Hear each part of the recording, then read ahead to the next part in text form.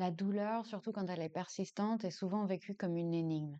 On essaye tout, rien ne fonctionne vraiment et on se sent impuissant et étranger à son propre corps. Et aujourd'hui, on va voir comment la pleine conscience, qu'elle soit pratiquée via la méditation ou le yoga, peut nous aider non seulement à recréer ce lien avec notre corps, mais aussi à diminuer fortement cette sensation de douleur. C'est parti. Salut, salut, c'est Claire. On est de retour pour un nouvel épisode du podcast. Et je suis toujours en transit. Je suis dans un Airbnb en ce moment, ce qui fait que mon setup est toujours pas tout à fait optimal, je dirais, mais on m'entend, on me voit, tout va bien. Et puis voilà, comme pour les semaines précédentes où c'était la canicule et j'avais les volets fermés, j'avais quand même envie de vous voir, de vous parler, de creuser ces sujets qui sont si importants et avec l'espoir que ça puisse aider au moins une personne dans ma petite audience, toujours grandissante. Donc, on va se pencher sur la douleur à nouveau. À nouveau, je dis parce qu'il y a quelques semaines, ça commence à faire même plusieurs mois, j'ai déjà fait plein de podcasts sur le sujet de la douleur, et notamment un au mois d'avril qui s'appelait la douleur est une décision, comprendre pour mieux se soigner. Donc, c'était l'épisode 148 que je t'invite fortement à écouter après celui-ci ou avant de te plonger dans celui-là. Je ne vais pas reprendre, bien sûr, toutes les idées que j'avais développées à l'époque dans cet épisode-là. Aujourd'hui, et je vais partir du principe qu'on est à peu près tous OK avec ça. Je vais faire quelques rappels, mais sans me replonger vraiment dans les détails. Aujourd'hui, on va aller un petit peu plus loin. On va se concentrer sur l'effet de la pleine conscience, notamment sur la douleur. Et voilà, on peut se plonger directement dans le sujet. Alors, le premier point que j'ai vraiment envie de souligner, c'est de marquer la différence entre la douleur et la sensation physique. Toute douleur est produite par le cerveau. C'est ce qu'on disait donc dans mon épisode précédent sur la douleur est une décision. C'est une décision du cerveau qui interprète des signaux physiques. Il reçoit des informations par le reste du système nerveux et il décide de produire de la douleur. La sensation qu'on ressent est réelle, bien sûr, c'est pas que dans la tête, même si ça se passe dans la tête parce que ça se passe dans le cerveau, la sensation est bien sûr réelle, la douleur existe et personne ne peut la nier. Mais l'expérience douloureuse, elle est construite, c'est vraiment quelque chose qu'on construit, que le cerveau produit avec à partir de plein de variables différentes qui ne sont pas toujours liées aux dégâts dans les tissus. Donc parfois, j'ai des clients qui viennent me voir, qui ont de la douleur à certains endroits du corps depuis longtemps, et ils ont essayé de guérir cette partie du corps par tous les moyens, en allant voir plein de spécialistes, tout ça, et aucun spécialiste n'arrive à les aider. Pourquoi? Parce qu'il y a pas de dégâts dans les tissus. En fait, il se passe plus rien à cette zone-là. Peut-être qu'il y a eu qu'il y a eu des dégâts dans les tissus, dans le dos, dans le poignet, dans le genou ou quoi. Il y a, il y a des mois, voire des années. Il y avait peut-être effectivement un vrai problème. Le corps a guéri, mais le cerveau envoie toujours ce signal de douleur et produit toujours ce signal de douleur. Pourquoi? C'est difficile à savoir, mais en tout cas, il y a des moyens ensuite de calmer le cerveau.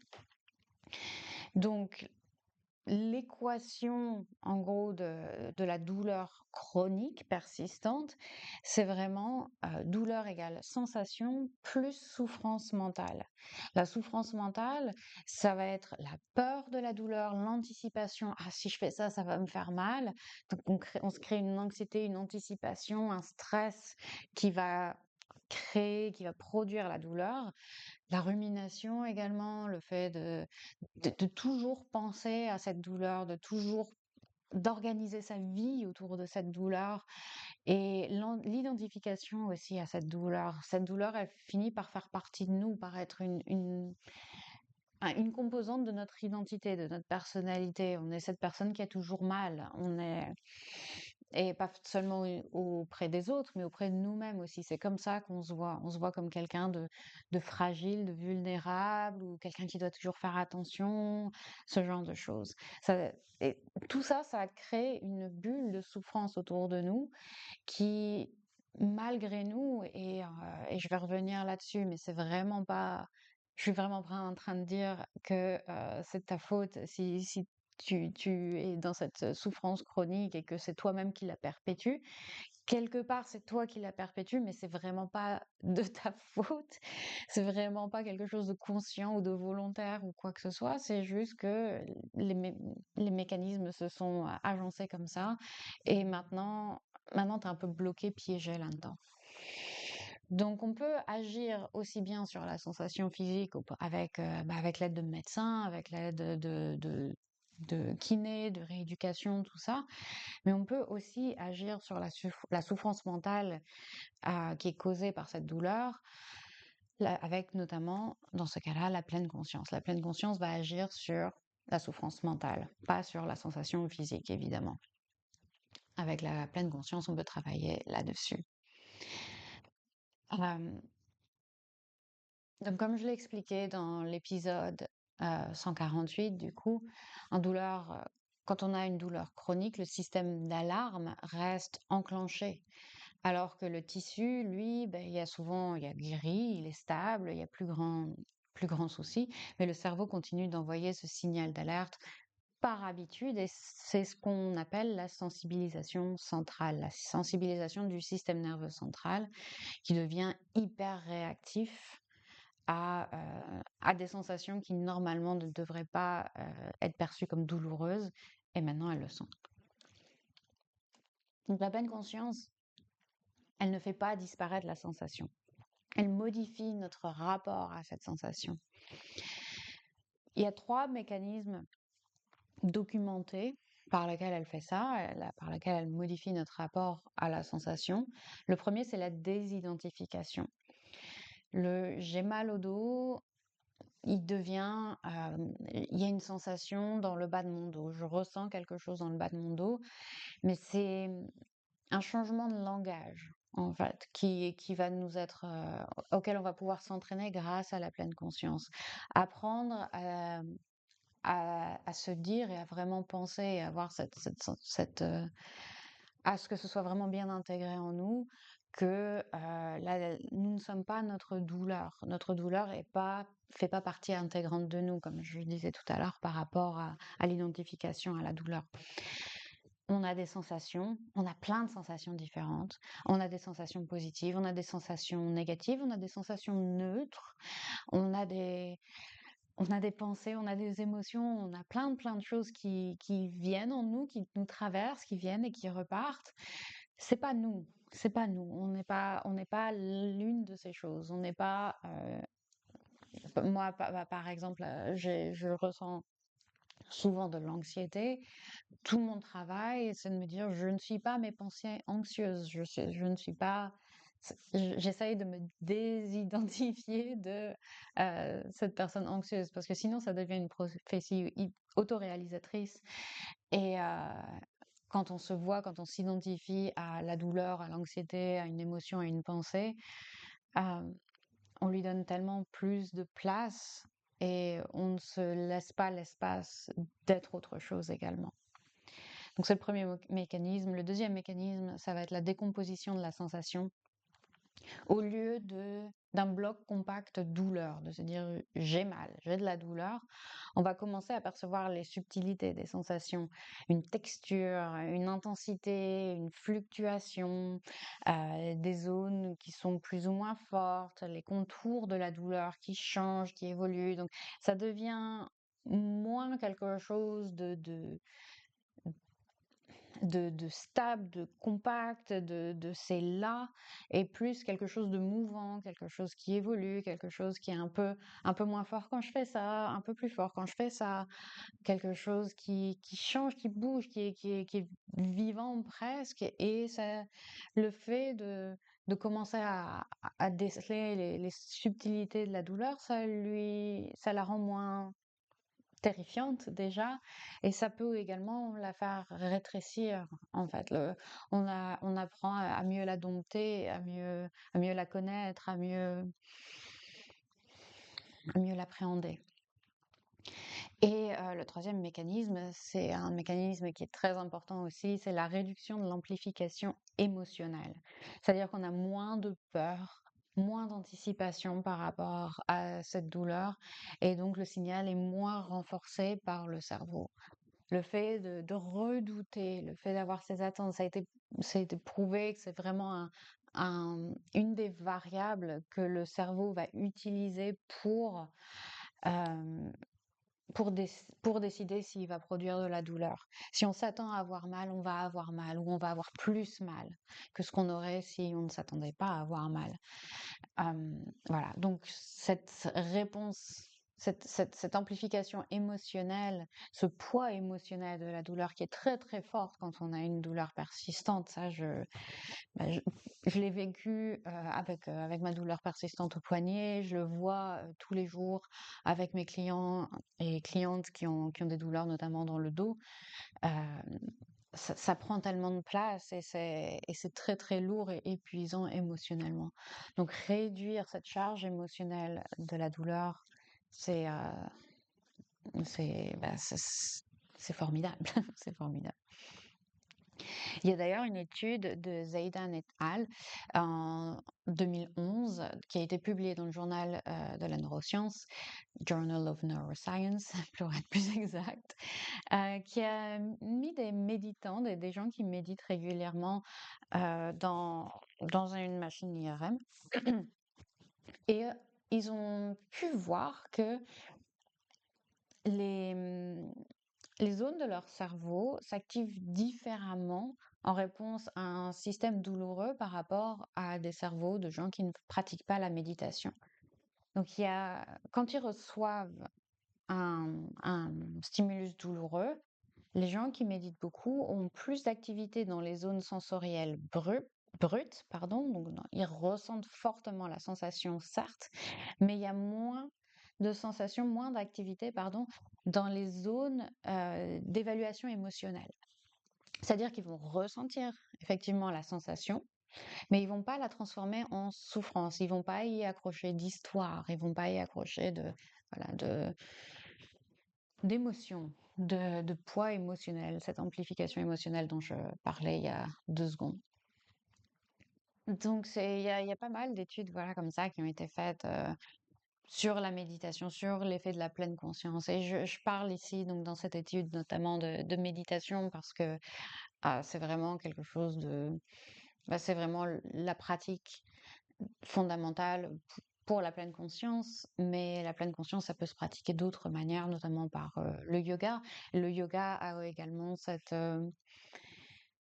avantage, je trouve, par rapport à la méditation, qu'il nous fait vraiment ressentir notre corps davantage et il nous donne également des mouvements ou des pratiques, je travaille avec l'automassage par exemple, pour nous aider à avoir un impact direct sur la douleur au travers voilà, de mouvements d'étirement, de massage, ce que la méditation n'offre pas forcément. Donc je trouve vraiment, évidemment que je dis ça, mais je trouve vraiment que le yoga a ce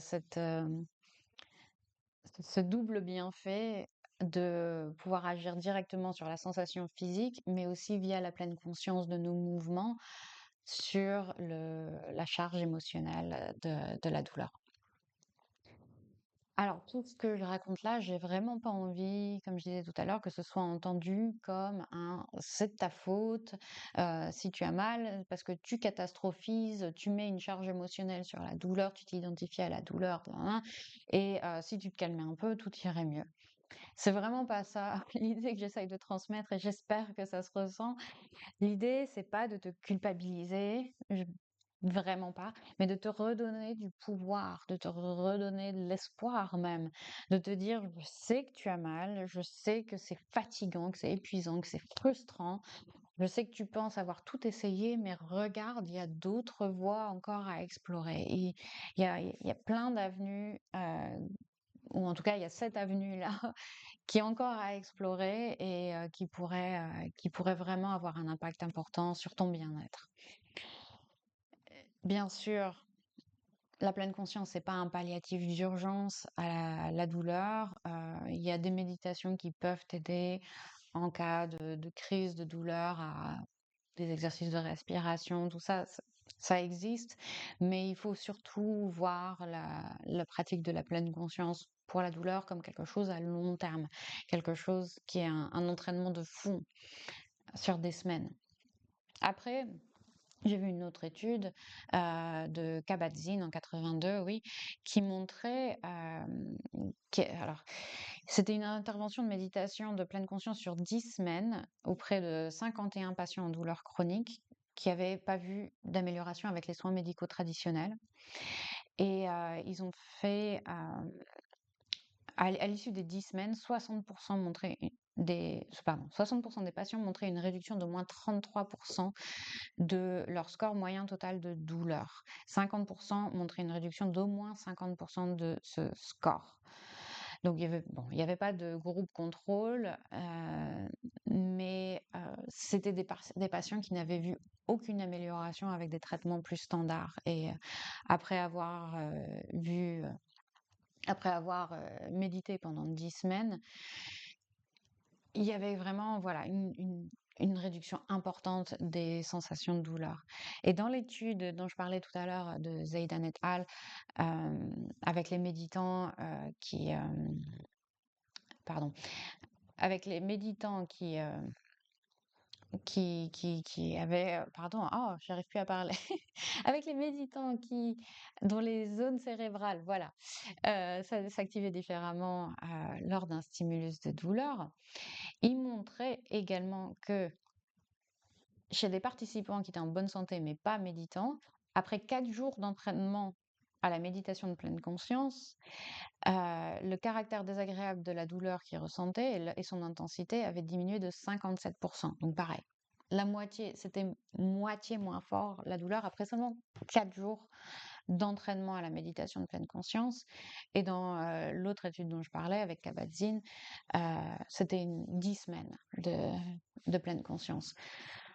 Donc on est sur des durées, effectivement, il faut voir ça comme un entraînement à long terme, mais après 4 jours, on a déjà une réduction de moitié de la douleur dans certains cas, bien sûr.